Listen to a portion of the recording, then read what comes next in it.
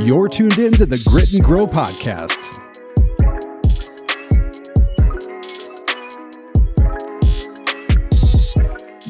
Hey everybody, welcome to the Grit and Grow podcast, the show where we deep dive with awesome entrepreneurs and we kind of get to what their fears are, their concerns are, their visions for change, ultimately what motivated their pursuit to turn their ideas into reality. We are your hosts. I'm Jay. I'm Brian, and welcome to the show. You might notice that we're on a different set today.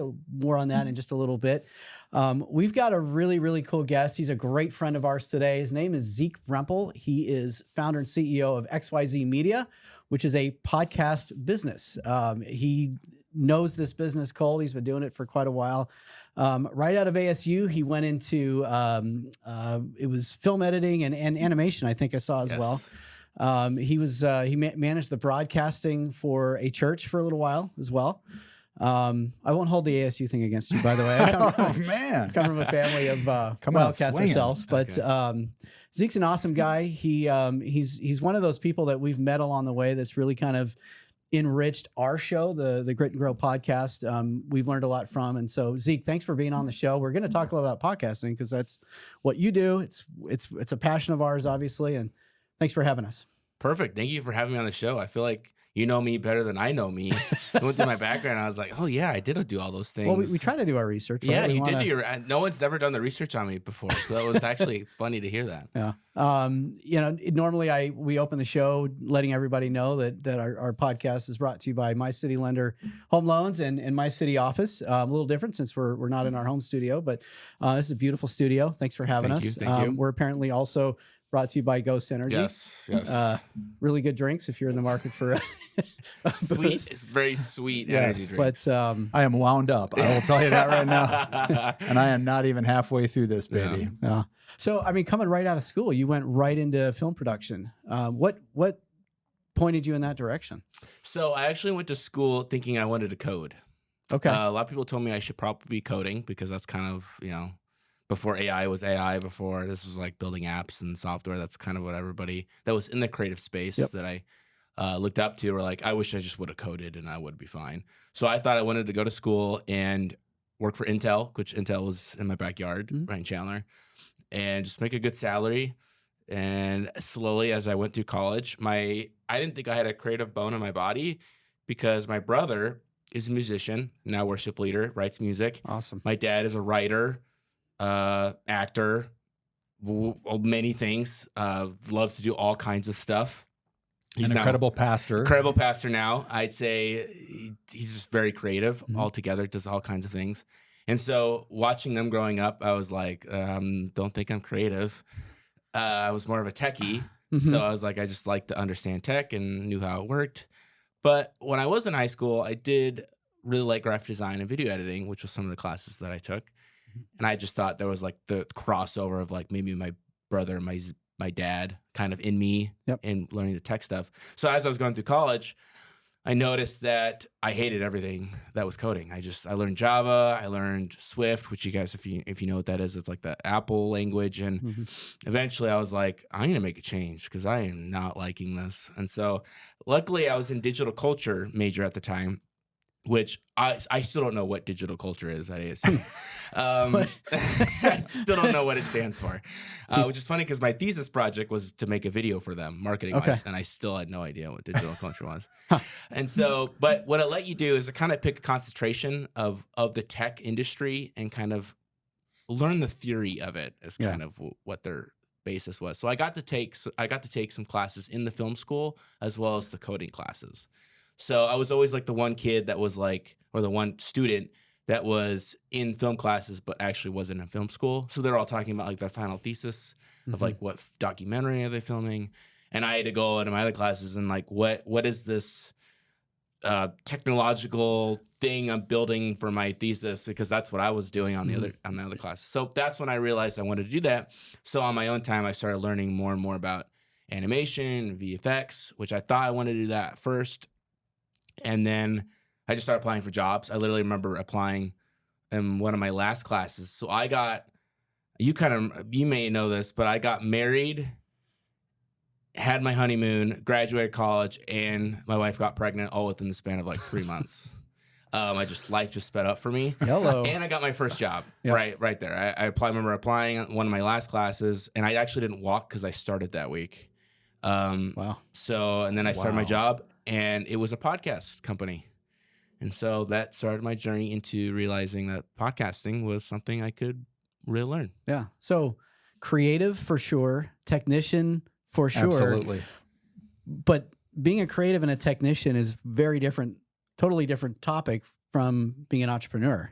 Like Very different. starting your Yes. own thing. Mm-hmm. So, and that's what our show is all about. And what we Yes. want to really kind of understand is why did you decide to go that route? Yeah. So I was working at XYZ Media, which is the company I got hired at Mhm. for, I would say, I graduated out of college 2019. Mhm. And so I was with them up until like around COVID time. My boss started to go through some issues, some private stuff.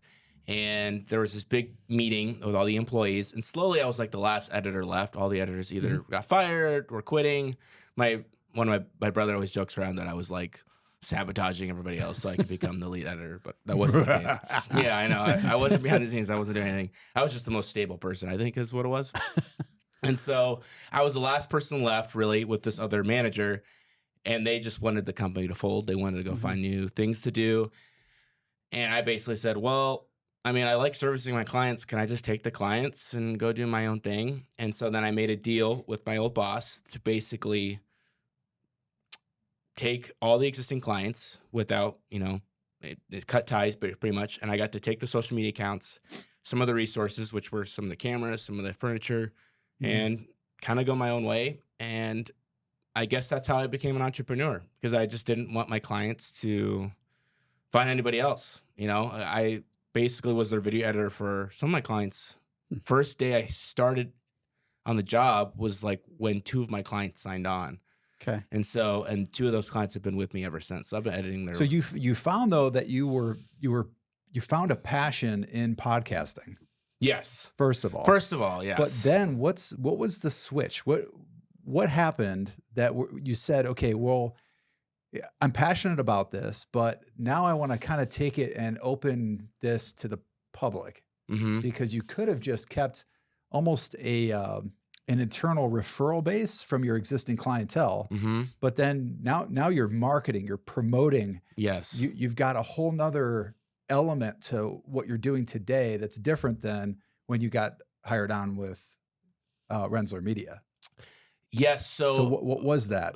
Probably that switch happened when I realized the existing company was going down, and the roof of where I could grow stopped. I mean, like I hit the ceiling, and I knew now that I had a young child at this point, or on the way, whatever, I think it was all around the same time. Maybe I was having my second around this time, that I needed to make a change, or else I was going to have to just go find a job somewhere else.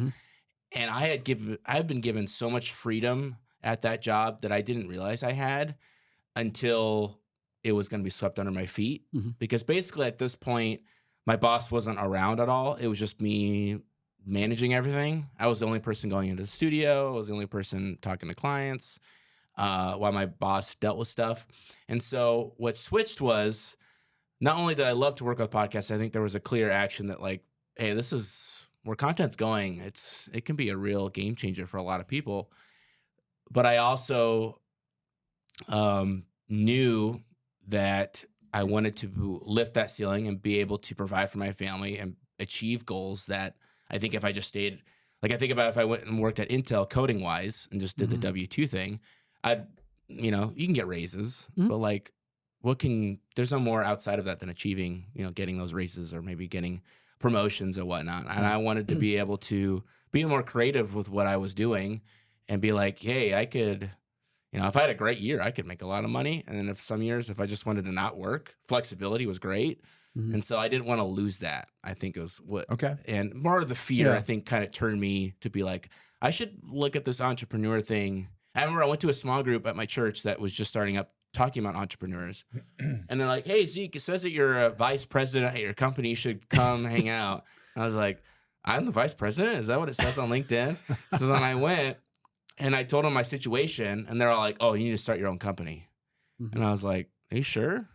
And then at that point, I was like, okay, maybe I should be an entrepreneur. So up until like 6 months before I did it, I didn't know. Well, I got to stop you for just a second. Like, what I want to say is that, so when we first met, which was maybe 7, 8, 9 years ago, somewhere in there, when I met Zeke was, he was a student and he was a club soccer coach. Yes, I was. So you have gone like 180 degrees in a different direction. And all I can say is I'm really proud of you and what you've accomplished. I think, I think young people need to hear this, and they need to see this, like the heart and the spirit that you have to kind of go out and forge your own way and make your own path. Like, kudos, man. I think you're doing an awesome job. Thank you. Because sometimes I don't know what I'm doing. And we're proud of you. Yeah. Well, so I think it's awesome. Proud to know you. Thank you. Appreciate it. It's fascinating to me, and I think it's one of the things we really want to explore on this show with entrepreneurs, because I think a lot of entrepreneurs sort of become that either by choice or because they have to. But it's an interesting thing when you're a creative and you're passionate about the content, especially when it comes to like YouTube videos and podcasting, but then adding that layer of business owner on top. Yes. And so I'd love to explore that a little bit more, like how adding that business owner side to it is going for you. How has it affected family life? And where is your business today? Yeah. So adding that business like layer to the cake was extremely hard for me. Like I said, I liked flexibility. I like to be able to kind of work on things I want to work on. Yep. And I had a lot of freedom at my previous job. So when I took over and started doing my own thing, I thought it was gonna be the same thing, because I'm like, I already was running everything.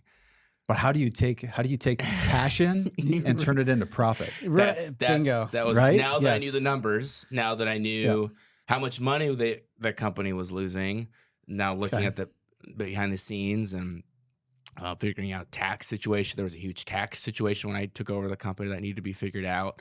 And then rebranding it. Rebranding it was a whole other thing, which I kind of liked rebranding. I do want to actually get into that a little bit too, because Okay, I love the branding of it too. Okay, thank you. Yeah, I got to rebrand it, which I branding is one of those things. I thought I wanted to be a graphic designer too, to an extent, which I think what I do, we can go further down, but like designing thumbnails and all that, it kind of encompasses all the talents that I think I've kind of learned over my years. But anyways, adding that business layer was really hard for me, because then imposter syndrome is a really hard thing to deal with. Because again, I was a creative. I would just, at that point, I feel like I just mastered being a video editor, a podcast producer, doing all these cool things. Now I have to learn how to do sales calls with people and convince them to come into my studio and manage a business, do accounting and managing editors was a whole other thing. Communicating, this is how I want to see it, and knowing that some of these kids that I'm managing don't wake up till like 1 PM and edit till like 2 AM. And that was a whole nother ballgame that I had to manage. So I'd say the first year of my business was me just trying to figure out, what am I? What is my business? What do I want to do? And I still feel like I'm still figuring that out a little bit to an extent now, but I at least have a clear direction of what I know works. And I'm just now at that point where I'm scaling in that direction. But that's just it, right? As an entrepreneur, I mean, one of the driving forces of starting your own business is being able to foster your own vision, your own culture, your own direction. And it seems like that's, you're really on a good pathway to accomplish that. That's congratulations again. It's limitless. Yeah. What you're doing is limitless. And I think you made a point earlier, which is also a recurring theme on our show, is that you recognize that as a business owner and an entrepreneur, your ceiling, yes, you can make a great living as a coder, but your ceiling, both financially, I think, and from a joy and fulfillment standpoint, is much higher when you do get to build your own thing. But it doesn't come without a lot of anxiety, a lot of fear, a lot of financial ups and downs. Yes. So talk to us about that a little bit. So how has this venture been for you financially?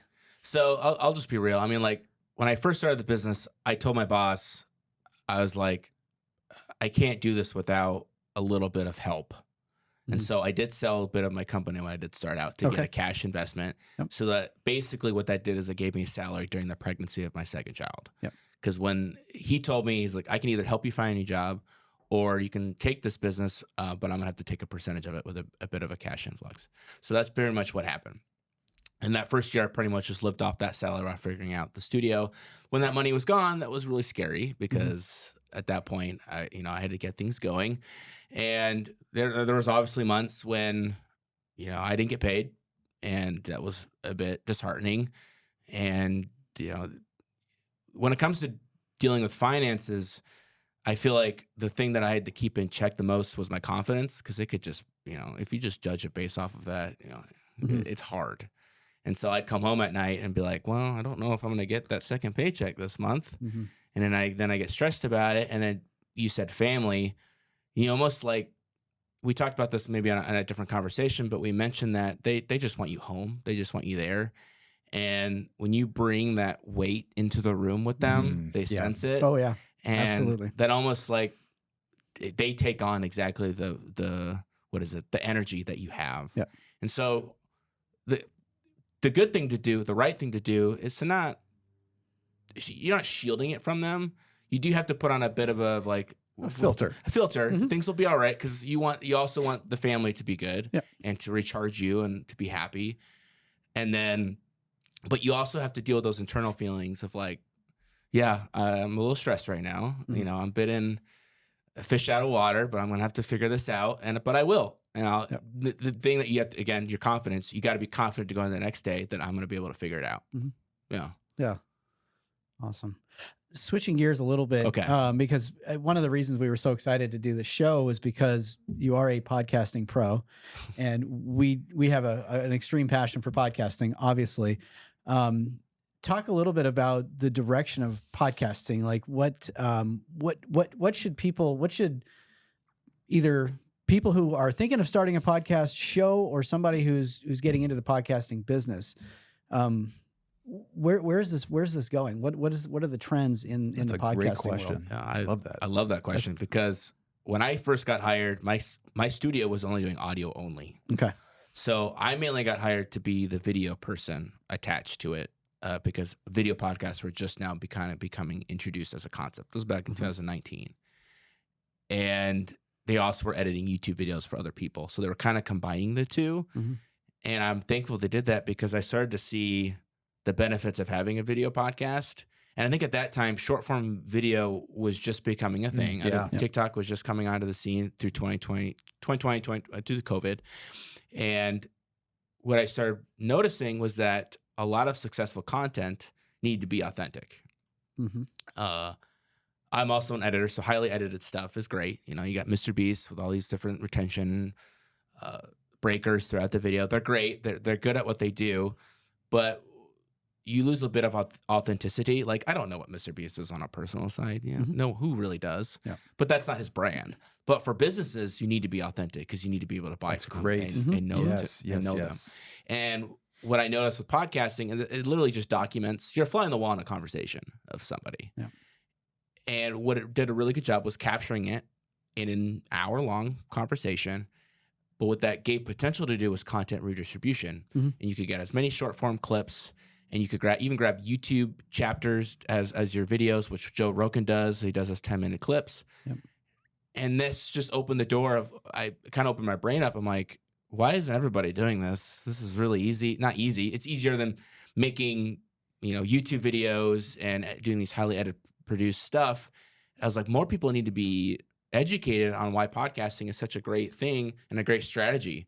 So what I kind of went on this journey was like, I need to either start a business helping people with this, which I kind of did. I kind of went in that direction. And I also need to help people continue their journey into podcasting, because people get disheartened pretty easily when it comes to looking at numbers. And because podcasts are judged a little bit differently. They're not so based on views and it's downloads, it's audio and videos. It's just a little bit different. And plus, a lot of businesses doing podcasts need to judge it based on leads and conversions. Networking has been huge for us. Networking is a great thing that I always talk about. And it pretty much, people just love being interviewed. I mean, you're interviewing me, and I love it. It's like the unintended consequence of podcasting is networking. It's unbelievable. Networking is one of those pillars I always talk about that's great for podcasting. I'd say authenticity, networking, and then the amount of content that you're able to capture. Yeah. I love the concept that podcasting is the most, what's the word? I'm trying to think of the intimate way of marketing. It's the most intimate way of marketing, because you're literally able to have it. I mean, you literally are hearing everything about a person through all their podcasts. And like hear their life story, and all the podcasts I listen to, I learn more and more about this person because they reveal different parts of their life when discussing with the guest or what's going on with their life. And you figure so many things out, and all of a sudden you're like, I really relate with this person. Mm-hmm. I want to buy a house. I'm going to connect with that realtor because I really connect with them. Or I want a business coach. This person is exactly who I think I need to hire. So you get to know them a lot more. And I'd say if you're a good person, podcasting is just going to be successful for you. Yeah. If you're a bad person, I mean, it's going to be obvious. Yeah, it's going to be obvious. I think one of the reasons why podcasting resonates so much with Jay and I is that we're in the relationship business. We're in the business of, getting a little bit below the surface and understanding who you are as a person. And but we're also, I think, both of us share this trait, but we're both very genuine people. And I think that this format resonates with both of us because we're able to be genuine, not only together, but with you or with our guest. And I think it is probably the primary reason why podcasts, why the genre is growing quite a bit, is because unlike the highly produced, Mr. Beast videos out there, podcasting, it's like a real person, and we don't say every single word exactly correct, and sometimes fumble through our introductions and stuff like that. Absolutely. Jay and I had a conversation on a previous show about nerves in front of the camera, and for some dang reason, I always get a little nervy when I'm about to introduce the show. But then once we get into it, it's like it's easy. It's awesome. Once you get going. Yeah. But that's one of the reasons I love podcasting, is because I feel like and enjoy other podcasts because it's a real person. You get to see their genuine side a lot more than on a highly polished, highly produced YouTube video. Exactly. YouTube does have a place for disseminating your podcast and reaching more people, especially with YouTube Music really coming online recently, moving from Google Podcast to YouTube Music. But let's go back to a little bit on the like taking your passion, turning it into profit. Okay. I think we could elaborate a little bit more on that. Sure.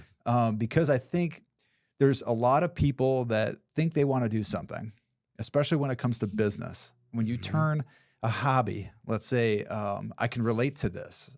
Years ago, I used to own and operate a mobile electronics, like a car audio shop. This was back in the mid 90s. Nice. The late 90s and early 2000s, when it was, everybody had a bumping sound system, and the car was laid out and dropped and on airbags and all this stuff. And that was really, really popular back in the day. But one of my fears about taking my passion for car audio and custom cars and turning that into a business was that I was about to kind of muddy the water and mix these two things that, one thing that I loved doing, and I was really passionate about it, and it was really more of a hobby for me than anything else, and then turn it into this. And now I've got to make this business make money doing what I love. Like, is this going to be possible? And it was a trial for that time in my life for sure. But, how does that relate to your experience with what you've created here? Because this is really, really awesome. I'd say that was a big struggle for me because I'm being more from the creative side. Editing is definitely, you have to have creative juices, I say, to make a good product. So I'd edit 2 or 3 videos a day. That third video of the day probably wasn't as creative as the first one because you only have so much in a day, I'd always say. You'd have to get like refreshers, go on a walk, hang out. I'd hang out with my wife. You get tired. Watch a movie. You need Your to get eyes inspired. get tired. Yeah. Exactly. You need to consistently be inspired. And now I'm handling more of the business side of things. I definitely would get burnt out when I'd edit 3 videos a day, and I maybe not like it as much, I would say. Now, from a side of maybe managing people that do it for me or educating a little bit on how to do it, I'd say my love for it is still there. It's just different. It just looks a little bit different. So are you more attracted to the business side of it now or the creative side of it now? Probably the business side Good now. question. All right. That's awesome, though. Because you've discovered this now through the process. Awesome. Very you've cool. touched on it. I would never go back from being an entrepreneur now. Okay. I can't. I open the window. I can't go back. Kind of ask I can't. you I covered the curtain, so to say.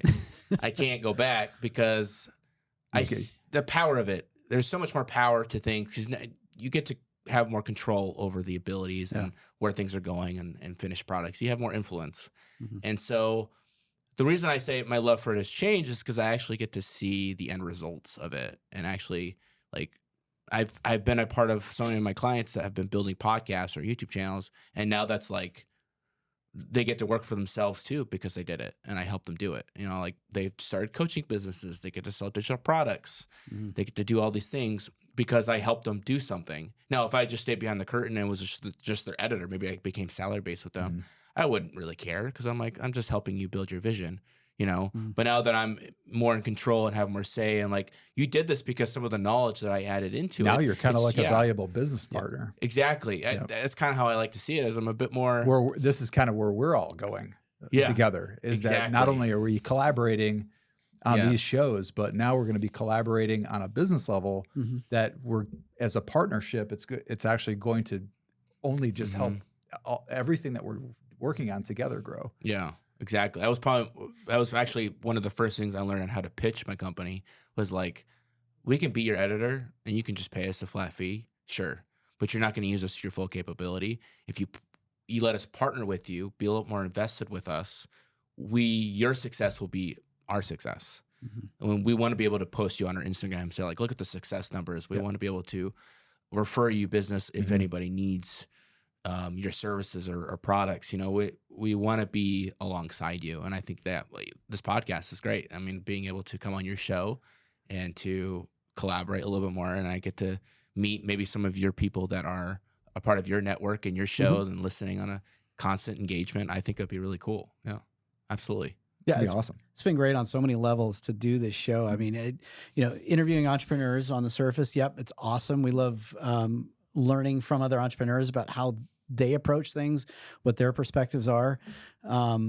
And then finding business partnerships with them as well has been great. I'll do a little commercial break right here on behalf of Zeke. So as we mentioned earlier, Zeke owns XYZ Media, and he's got just a beautiful, professionally built podcast studio here. We're gonna have links to reach out to Zeke down in the description. If whether you're just starting out, you have no clue what you're gonna do with your podcast, or you're an experienced podcaster, but you're looking for a fresh set or a nicer set to do your show, and you got to reach out to Zeke. He can come alongside you, help you produce it, help you in the post-production. So look for that link down below, and Zeke's your guy. So, but getting to, again, I've said this probably 3 times on this podcast because I was so excited to come on the show to interview a podcaster who's also a pro he runs a professional studio. It's just very unique. It's awesome. And again, one of the great things that have come out of podcasting is just the people we've met and the perspectives that we've picked up from it that we apply to our business and our daily lives. No. Absolutely. Yeah. So what nuggets can you, what advice do you have for people out there that might be wanting to start their own podcast studio business? Ooh, that's a great question. I've actually thought about where I want to go next with my business, and that was one of the things that I considered. I think I like being a little more on the ground level with podcasters, but I have some great notes for people that are thinking about as a gig that they want or a business they want to start. What's the first thing? What's the first thing? What's the most important thing they should keep in mind as they're getting it started? Don't start it in your house. I'd say. Why is that? I would say a lot of people build out their studios in their home, which is great, and if you can find people in your network that can like to come to your house, and it's great. You can tax write-offs and all this amazing things. Yep. And it's in your house, you're already paying for it. But when you're not in a professional state or professional manner of like a business, there's definitely what's the word I want to look for? I know where you're going with this because we believe the exact same thing when it comes to whether it's our mortgage business or the purpose for my city office, for example. Yeah, perfect. Yeah, absolutely. Yeah. Or professional. It's professionalism. Yeah. And when you walk into a studio, it's all an experience. A lot of things about podcasting, it's an experience. Totally. I mean, I'd say that for many, even being loan officers, when people come to meet with you and ask you for advice, you want it to be a nice experience. When you go into someone's not only you're going to a home address that they always have. Now they can keep in the record book if they get mad at you or anything. Like your business, you're a little protected. They know where you live. Yeah, they know where you live, but you're a little Yeah. protected. But at the same time, you walk in, you just, from a professional standpoint, I think your business is way more marketable from a podcast studio perspective if you're in a commercial space versus a home. Yep. Because also, like, your home is your home. Like, if you want to have a family and all that, like, they're going to be on the other part of the house doing something, or your wife is going to be somewhere, or wherever it may be. You got kids somewhere, maybe they're at daycare or whatnot, but like all their stuff's going to be there. So like, there's only so many things. It won't feel homey. It'll feel homey. You don't want it to feel homey. You want it to feel like a studio. Yeah.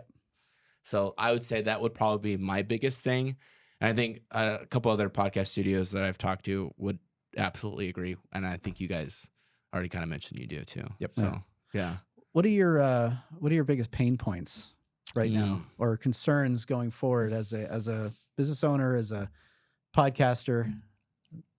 As a podcaster, I would say just finding the time to edit marketing stuff within my client stuff, I think is the biggest thing. Taking time to, I always feel guilty when I put resources into myself over my clients, when in reality, I think my stuff is what's going to generate more business than just making my client stuff look better and tweaking with it. Yep. Even though I love my clients and I'm always thankful to have them, and that their finances and their, it's probably taking care of me, but the business can't grow unless I pour into it.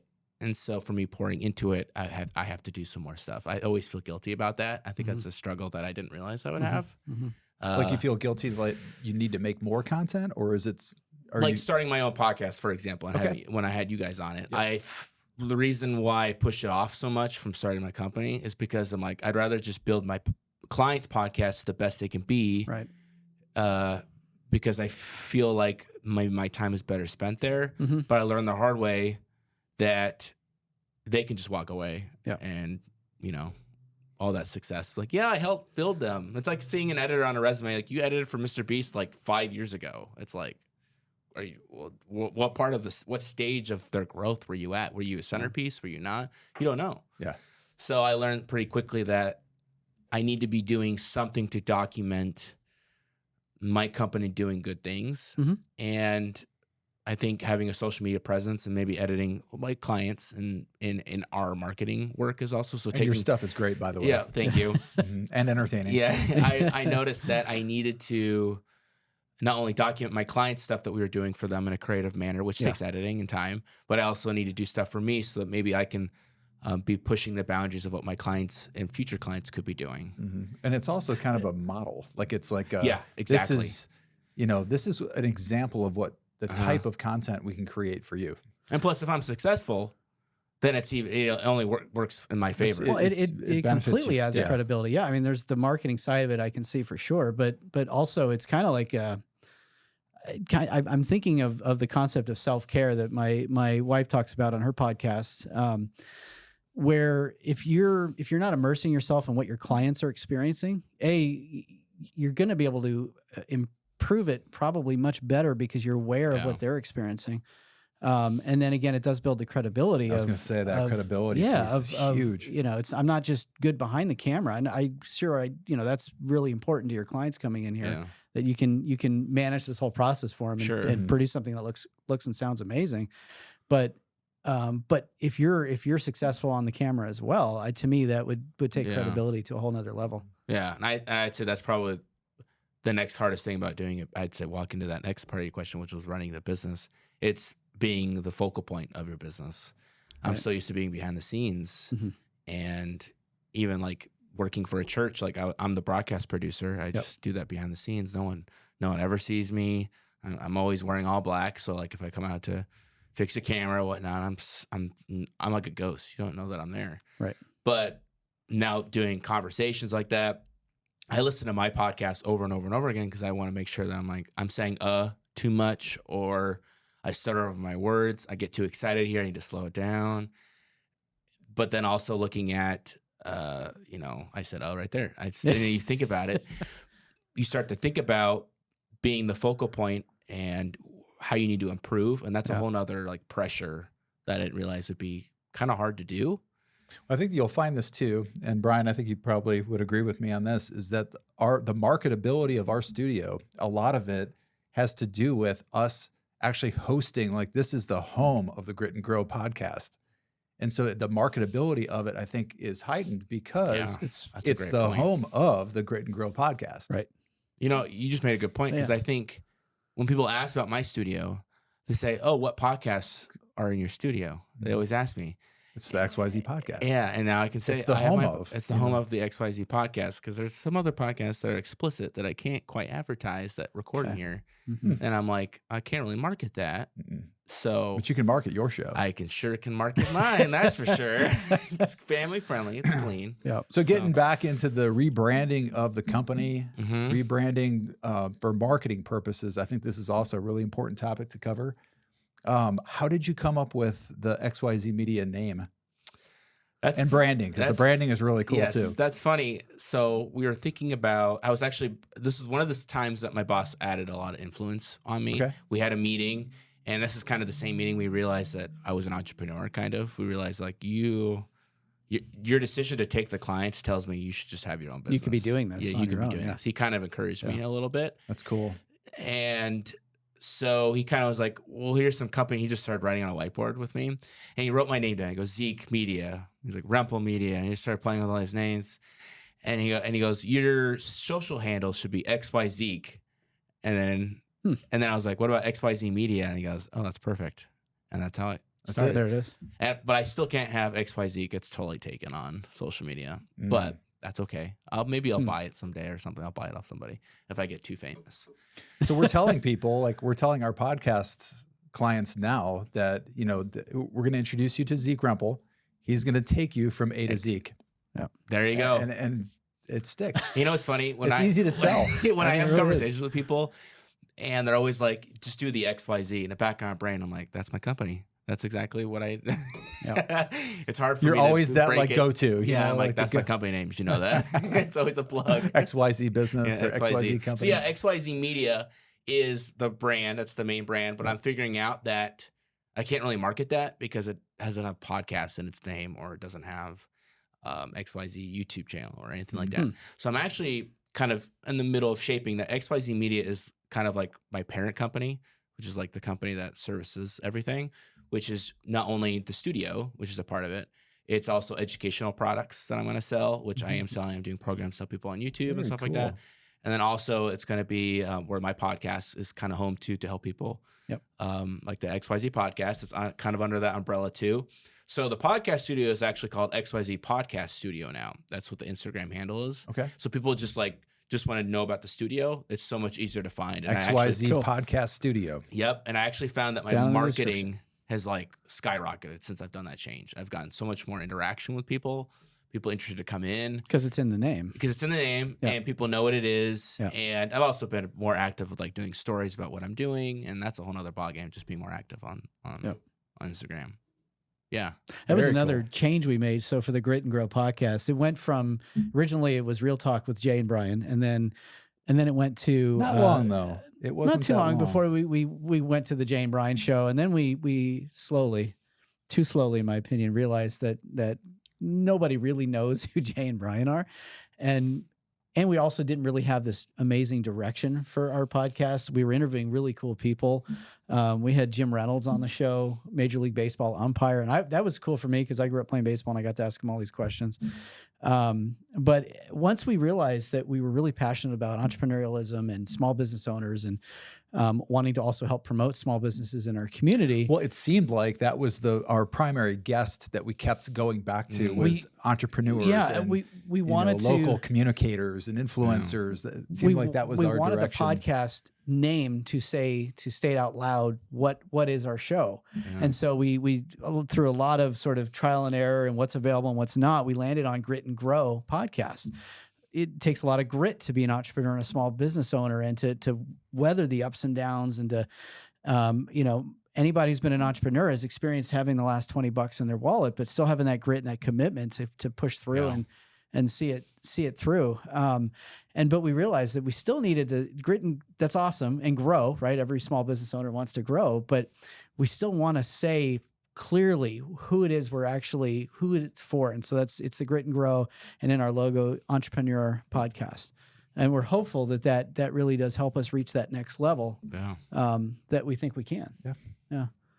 I think so. I mean, you mentioned before this that YouTube kind of picked it up a little bit. You got kind of an influx We did. from the Instantly. managing channels on the back end. The right verbiage is very important, and most people that I'd say there's an importance of personal branding and including your name on everything. But to get there, to know that to get to where your name means something, you have to use the right verbiage and to reach the right people. Yeah. It's with Jay and Brian still. Yeah. Make sure that stays as a hashtag though, because you never know when people really want to deep dive into your content. Right. And let's say you become more successful, because that was you. one of the hesitations that we had to get away from the name, the Jay and Brian Show, was that it was the Jay and Brian Show for 3 years. You know, and so we have all this. You know, Brian mentioned Jim Reynolds. Jim was great, great guest, but he announced his retirement from Major League Baseball on our show. And so we got picked up, the Jay and Brian Show got picked up from his announcement of his retirement across all these different like sports media. Giving the Jay and Brian Show credit for plugging the Jay and Brian Show for Jim announcing his retirement so on our pivot show. Away from that because so I was really a hesitant to like, oh my gosh, if we give up all this, indirect exposure that we got, through his announcement. And anyway, we decided that it was going to be best. It was hard. Anyway. It was hard, but we kind of had a, for lack of a better term, kind of a come to Jesus conversation about where we were at with our podcast. And I think ultimately we looked at it and we said, our subscriber base, our viewer base is really not crazy big yet. And we can pivot and change. And I think too late. This will be a really positive change for us because it really is what we want to do with our podcast, who we want to talk to, how we're going to deliver it. And it really is what our listeners and viewers expect from us. Yeah. So it is our product. And so all we've done is just kind of, more narrow it down to make it more specific. And I think because of that, our channels, our influence, it'll just continue to grow. And it's a perfect example of Jay and I and like our history of being entrepreneurs and like we need to go in this direction now. Yes. We need to change this up. And but I think that goes for all businesses and even I'd say even like content creators and doing anything. I mean, the more broad you are, the harder it is to actually make a footprint. Well, yeah, that's I think a key. And you're also an expert on this, but to establishing a podcast, you want to be as specific as you possibly can. In the beginning, yes, absolutely. I think which part of what I really do is I help content creators or people who have existing followings add a podcast to their strategy because they have become so successful in their niche. But to get to that level, they had to pick it. Like add something that's going to really. Yes. Like find that audience that you can really connect with and pretty much provide for you in a way if you really want to talk about it that way. And then once you've achieved that, I offer that next step of like, well, I can't do this for the next 20 years of my life. What am I going to do? Yep. So then adding a podcast to it just gets them to chase their curiosities a little bit more so they can have conversations a little bit outside of their boundaries, but still talk about the stuff they know about. It just adds a lot more freedom and flexibility. And it's less two-dimensional too, because you've got the legacy of the content. Yes. These podcast shows are going to live on probably forever. And if it's on YouTube, it really is going to live on forever. I would say, and YouTube is probably, out of all the platforms, I think it's probably going to be around the longest. I mean, like I've had an influx of business from people on TikTok because of the fear that they're going to lose everything. So TikTok influencers have been starting to create podcasts, and it's not like they can just, they have to just leave their TikTok, strategy behind because they can still post their clips from their podcast on TikTok, and you're just adding more content, and you can get like 4 hours of your month that you do. You can get 4 episodes. That's just endless amounts of content, really. So. That's another part of my business. I help people kind of take that next step of like freedom to kind of earn, because if you're in the content grind, you guys are kind of know it's hard, and yes, it is hard. It's a train of content that just never stops. It is hard. Yeah. So you got to keep putting it out there. Yeah, it doesn't stop. So what's next for XYZ Media? What should everybody know about where XYZ Media is going? Yeah, so I kind of mentioned I'm kind of pivoting into more of the educational realm. Okay. of helping people with their YouTube channels or podcasts. I've launched my podcast that kind of talk about, which I had you guys on. I don't know if that will be up. We'll figure it out because of schedules. I don't know where they're at with their episodes. I don't know where I'm at with my episodes, but I started my podcast to kind of give people a little bit more behind the curtain of like what's going on to get to the XYZ, so to say. So Gotcha. Entrepreneurship is kind of along the lines, but I also want to interview people outside of entrepreneurship that maybe are just successful stay-at-home dads. You know, they figured out the XYZ to be a great dad. Awesome. You know, and so I like that term XYZ because it's so universal. I could do it for podcasting, but I also can do it for the show because what I'm really curious about is just how to be the best version of myself. Yep. And I think that asking those questions that, you know, some of the conversations we've had on the show have gotten a little emotional, like with my dad. He talked about being adopted and, you know, figuring out where does he go from here, you know, and does he ask about his birth parents and all that. So asking those questions are really powerful. But then it's also on the fun side. It's like asking a content creator, well, how did you get to like 1 million subscribers? What was that journey like? You know, what was that XYZ? Because it's just, we're in a world of so much finished product. Yeah. And Instagram, you see, you know, finished bodies of going through gym transformations. You see people making so much money with their nice cars and they in 30 seconds. In 30 seconds. 60 seconds exactly. or less. And I think that's been around for social media for a long time. But I think that my generation specifically needs a little bit more of a framework because there's also people trying to sell everybody on education and all that. And I just want to have conversations of like, how did you get there? How did you acquire the knowledge? The journey of it. And it's, again, to be the best version of yourself. Doesn't mean you have to be a business owner. You could just be a dad, just wanting to be a better dad. Yeah. And so some episodes will appeal to others. Some episodes, I'm starting kind of broad, which is probably what I'm telling people not to do. But I also want to chase my curiosity, and I'm more using it as a model for my business. Yeah. And if it goes somewhere, great. If I, you know, really look at the data and say all my viewers are dads, then I'll produce more dads content, obviously, and I'll lean into it. But I think for now, I just want to chase my curiosity. So I'm doing that. XYZ Media, again, is starting more educational products, and the podcast studio, it's growing. I'm in this space for probably another 2 years, but I'm hoping if I'm at the growth rate where I'm probably going to outgrow this and need more sets, more individualized rooms so people can record at the same time. Right. I'll need more staff. So things are growing.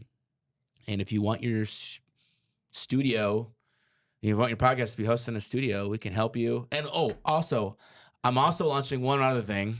It's still in the works, but it's actually a travel. We come to you and we're batch record your content. Oh, cool. So we've had a lot of people ask, what is the price to bring our studio to them?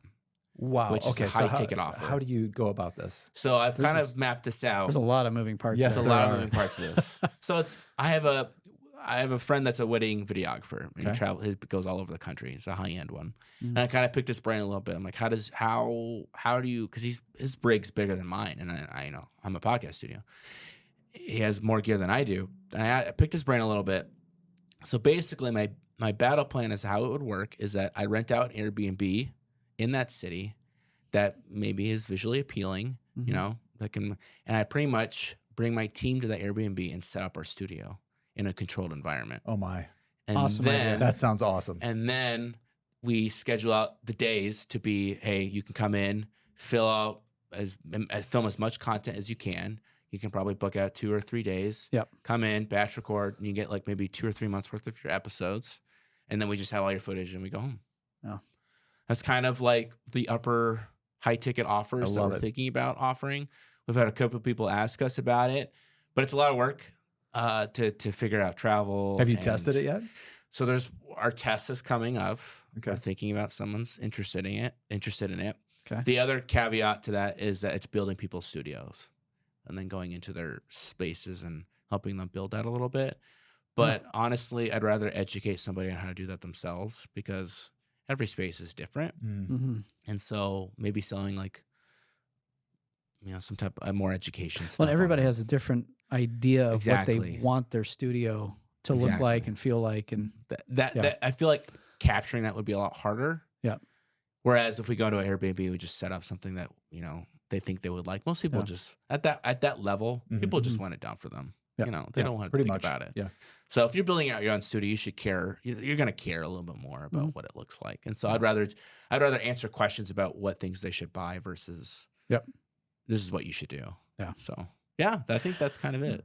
Awesome, All Zeke. right. I mean, this has been such a really cool I want to keep talking to Zeke because I feel like I'm learning so much. But so great having you on the show, and thank you again so much for welcoming us into your studio from film editor to broadcast producer to ultimately podcast guru and business owner. Zeke, you've accomplished a lot. We really appreciate your time and thank you for being on the show. We're going to have, like we said, we're going to have links to XYZ Media down in our description. We really do hope you reach out to Zeke if you're thinking about a podcast. Again, it's you get creative services, you get strategizing for how to grow your podcast. It's not just point and shoot with Zeke and XYZ Media. It's really the whole package, which it matters so much when you're trying to plan out a podcast. So definitely check out what Zeke has to offer. And thank you guys so much for joining us again on another episode of the Grit and Grow podcast. We look forward to talking to you guys again someday soon. Thanks again.